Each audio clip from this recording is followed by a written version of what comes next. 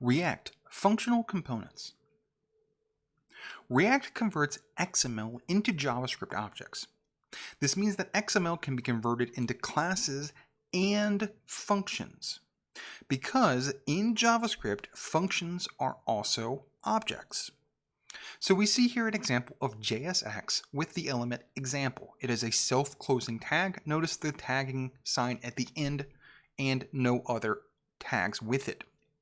So converted then into a functional component, again as a function as part of that name, we see example here as a function. Notice it has opening and closing parentheses for its possible parameters and opening and closing curly brackets after that. So it is a function in this case. So this also applies functional components to arrow functions, which are part of JavaScript EX6. So we can also make arrow functions as part of functional components because they are also functions and functions are also objects. So notice something that looks incredibly strange here.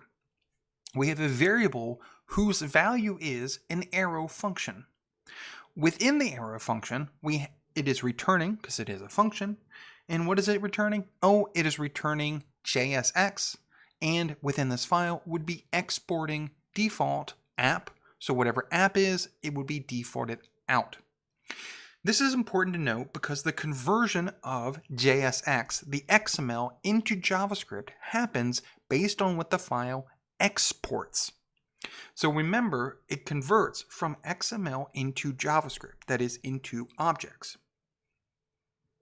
So in this case then, we see a conversion happening based on what the file exports. It is exporting a function because the value that it's exporting is an arrow function, which is a function, which is an object. So this all sounds kind of strange. Let's look at this in Visual Studio Code. So I'm going to move over to Visual Studio Code. And we see previously we had Java package.json pulled up, and now I'm going to close that and move over here, and I'll just temporarily close the terminal. So in app.js, we have a function right here. Notice called app. Right here, open and close, opens on line 5, closes on line 24. Export default app. It is what this file is exporting, which is a function, right? We saw in a previous video when we ran npm start, it started this up, and we were able to change its contents. But this seems very strange, right? It's a function. Well, functions can be components. They are functional components, again, based on function. In fact, if I go down to index.js, we see this in action right here. App right here as a self-closing tag on line 9. In fact, it's imported right here on line 4 and used right here on line 9. So this is a component, because again, React uses components, but it's based on a function, which makes it a special class of component called a functional component. And notice, even though it looks a little confusing right here, it's just returning JSX, or in other words, just returning HTML. So we have an example here of a component that is a function, which is totally allowed within React. Because again, JSX, as React sees it, converts the XML, what we think of as HTML, into JavaScript, converts it into JavaScript objects. Well, functions in JavaScript are also objects, and arrow functions are also objects. In fact, if we wanted to get really strange right here, we could go back to this and say, oh, this is something called app, which is itself an arrow function.